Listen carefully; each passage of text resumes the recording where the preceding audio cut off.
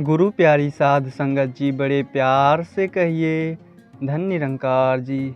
साध संगत जी, उम्मीद करते हैं कि आप सभी संत महापुरुष सद्गुरु के आशीर्वाद से सेवा सिमरन सत्संग करते हुए जहाँ भी होंगे खुश होंगे, स्वस्थ होंगे, प्रसन्न होंगे। साध संगत जी, आज के टॉपिक का नाम है कि भक्ति के रास्ते में सबसे बड़ी रुकावट क्या है। साध संगत जी, भक्ति का भाव होता है समर्पण। अपने अहंकार को त्याग कर निरंकार दातार के अर्पण हो जाने का नाम ही भक्ति होता है। साध संगत जी, अभिमान भक्ति के रास्ते की सबसे बड़ी रुकावट होती है। यही परेशानी का असली कारण होता है। अगर हमने धन का त्याग कर दिया लेकिन उस पर अभिमान करने लग पड़े तो यही कहा जाएगा कि तुमने तो धन का त्याग कर दिया है लेकिन मान को नहीं त्यागा है। अगर हर प्रकार के अभिमान को त्याग कर भक्ति किया जाए तभी भक्ति का आनंद लिया जा सकता है। साध संगत जी, गुरुमुख महापुरुष को जितने भी श्वास मिलते हैं, जितना समय भी वह जीता है, वह हर पल इस निराकार दातार का ही गुणगान करता रहता है, क्योंकि वह जानता है कि सारी शक्तियाँ इस एक से ही उपजती हैं। इस एक विशाल प्रभु के साथ नाता जोड़ने के कारण इनकी वृत्ति भी विशाल बन जाती है। साध संगत जी, इनकी देखनी भी विशाल बन जाती है और इनके बोल तो विशाल बन ही जाते हैं। अगर हम इनके साथ नहीं जुड़ते हैं तो हमारी अवस्था सिर्फ शून्य की भांति होती है। जिस प्रकार सिफर की तब कोई कीमत नहीं होती जब तक उसके साथ कोई नहीं जुड़ता। जब सिफर से पहले एक लग जाता है तो उस सिफर की कीमत बढ़ जाती है। इसी प्रकार जब तक यह प्रभु परमात्मा हमारे जीवन में प्रवेश नहीं करता तब तक हमारा जीवन भी एक सिफर के समान ही होता है। साध संगत जी, हम पुरातन महापुरुषों की जीवनियाँ भी पढ़ते हैं। उनके जीवन देखें तो पता चलता है कि उन्होंने भी अपने फर्जों की अदायगी की। जैसे भगवान राम जी आए तो वे परिवार में ही रहे, मर्यादा में ही रहे, उन्होंने भी सभी कार्य किए। इसी तरह से भक्त कबीर जी भी हुए थे, वह भी परिवार में रहे थे, जुलाहे का कार्य किया। और भी अनेकों गुरु साहिबान जिनकी हम पूजा करते हैं, वे सब भी इस समाज की मर्यादा में ही रहे हैं। ऐसा नहीं कि दातार ने भक्तों के लिए सृष्टि का कोई अलग कोना निश्चित कर दिया हो। साध संगत जी, बल्कि भक्ति के लिए भी संसार वही हुआ करता है, परंतु इनका नाता इस हरि दातार से जुड़ा हुआ होता है। इसीलिए ये अर्पण भाव से जीवन अपना व्यतीत करते रहते हैं तथा संसार का असर ग्रहण नहीं करते। इसीलिए ही भक्तों को निर्लेप अवस्था होती है तथा यह अवस्था ही इनकी महानता होती है। साध संगत जी, प्रभु इच्छा में जीवन जीने वाले लोग ही सच्चे अर्थों में भक्त होते हैं। कर्ता भाव से युक्त होकर जो भी काम किया जाए वह हमारे बड़प्पन का कारण नहीं बनता है। भक्त सदा भले की ही काम करता है, कभी काम ऐसा नहीं करता जो गलत हो। लेकिन अपने हर अच्छे काम का श्रेय वह खुद नहीं लेता है, बल्कि उसे दातार प्रभु की रहमत का फल मानता है। साध संगत जी, चाहे कैसा भी समय हो, भक्त हर वक्त प्रभु का ही गुणगान करता रहता है, प्रभु की इच्छा में ही जीवन व्यतीत करता रहता है। इसी में सच्चा सुख है। दरअसल समर्पण का दूसरा नाम ही सुख है।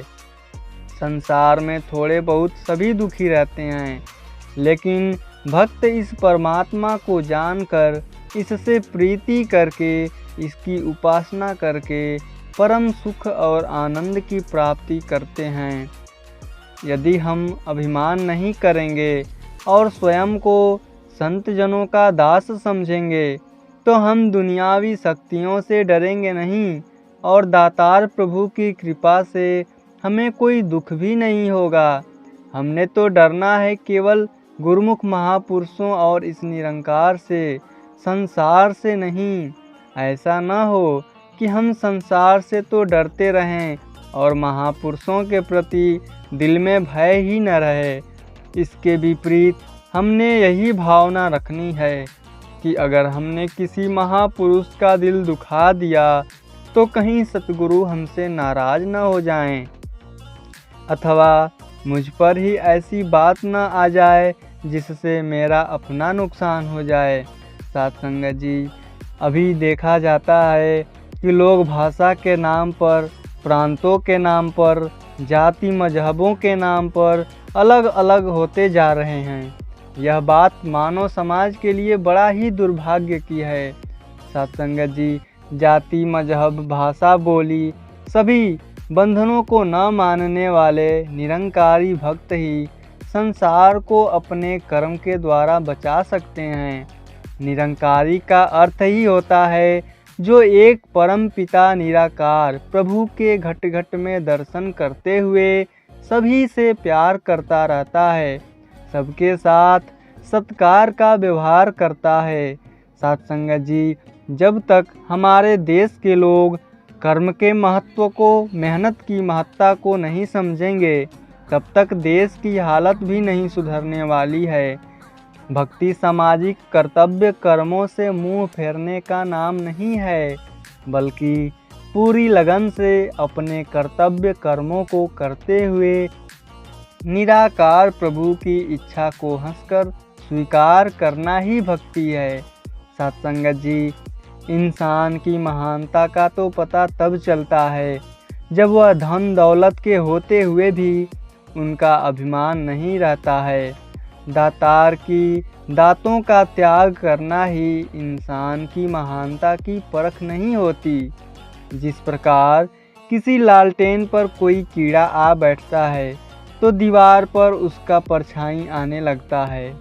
अगर हम उस परछाई को उड़ाते रहें तो वह कीट नहीं उड़ता है, क्योंकि वह कीड़ा तो कहीं और बैठता है और परछाई कहीं और होती है। इसी प्रकार अगर हम दावा करें कि हमने धन दौलतों का त्याग तो कर दिया है, लेकिन मन में हमारे लालसा है, लालच है, तो वह त्याग नहीं होता है। सत्संगत जी, महापुरुषों का नाता तो ऐसी विशाल सत्ता से जुड़ता है जो कल भी सत्य थी, आज भी सत्य है और कल तक भी सत्य ही रहेगी, जो एक रस है, अजर अमर अविनाशी है। इसको हृदय में बसाकर ही इंसान सही अर्थों में सुखी हो सकता है। भक्त महापुरुष तो जानते हैं कि सुख दुनियावी चीज़ों, धन वैभव, इज्जत शोहरत से प्राप्त नहीं होता है, बल्कि वास्तविक सुख इस नाम धन से ही प्राप्त होता है। सत्संगत जी, आज संसार बात से भली भांति वाकिफ हो चुका है कि आप महापुरुष केवल जुबान से ही दूसरों का भला नहीं मांगते, बल्कि वास्तव में आपके हृदय में भी ऐसी भावना घर चुकी है। सत्संगत जी, वास्तव में भक्त की पहचान, भक्त की निशानी यही होती है, वरना बाहर की बनावट अथवा बाहर के पहरावे भक्त की पहचान नहीं हुआ करते। बाहर से पवित्र बनने के लिए इंसान बहुत स्नान करता है, पूजा पाठ करता है, अगरबत्तियां जलाता है, लेकिन अगर मन में ईर्ष्या है, अगर साथ बैठा इंसान अच्छा नहीं लग रहा है, दूसरों की वाह वाह उसे अच्छी नहीं लग रही है, तो फिर वह भक्त कैसे बन गया? ऐसा करके इंसान दूसरे इंसान को तो अंधकार में रख सकता है, उनके सामने तो अपने आप को जिस ढंग से मर्जी पेश कर सकता है, क्योंकि उनकी नज़र केवल उसके बाहरी जीवन तक ही सीमित है। पर ऐ इंसान, तेरा लेखा इन इंसानों ने नहीं लेना है, लेखा तो इस शक्ति ने लेना है जो तेरे बाहर को ही नहीं अंदर को भी अच्छी तरह से जानती है, जिससे तेरा कुछ भी छुपा हुआ नहीं है। सत्संगत जी, गुरुमुखों महापुरुषों का हर वचन हर कर्म प्रेरणा देने वाला होता है। इस निराकार दातार पर अकीदा कायम करने वाला होता है। गुरुमुख महापुरुष दूसरे महापुरुषों का आदर सम्मान होता देखता है तो वह हृदय प्रसन्न हो जाता है, और जो सांसारिक व्यक्ति है वह दूसरे को मान सम्मान मिलता देखकर यही सोचता है कि उसे क्यों इतना आदर दिया जा रहा है, क्या कारण है और मुझे क्यों नहीं पूछा जा रहा है।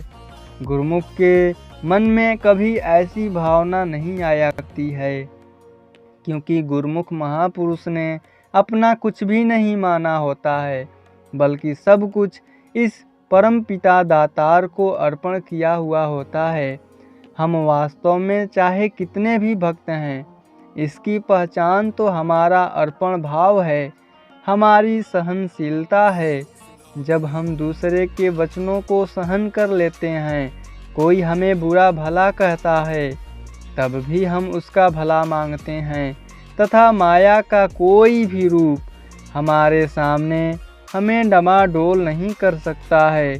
सत्संगत जी, जब हम हर एक गुरु सिख से प्यार करेंगे, हर एक इंसान से प्यार करेंगे, हर एक गुरुमुख से प्यार पाएंगे, तभी हो सकता है, तभी इस प्यार को हम संसार तक बांट सकते हैं।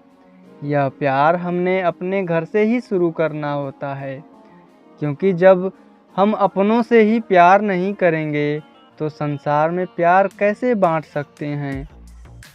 सत्संगत जी, अगर संसार तक तो हम प्यार का पैगाम पहुंचाते हैं और आपस में हम प्यार ही नहीं करते, तो संसार पर उसका क्या असर होगा, कोई असर नहीं हो सकता है। सत्संगत जी, इसीलिए हमने हर एक से प्यार करते हुए इस सत्य का पैगाम हर एक तक पहुंचाना होता है। सत्संगत जी, बड़े प्रेम से कहिए, धन निरंकार जी।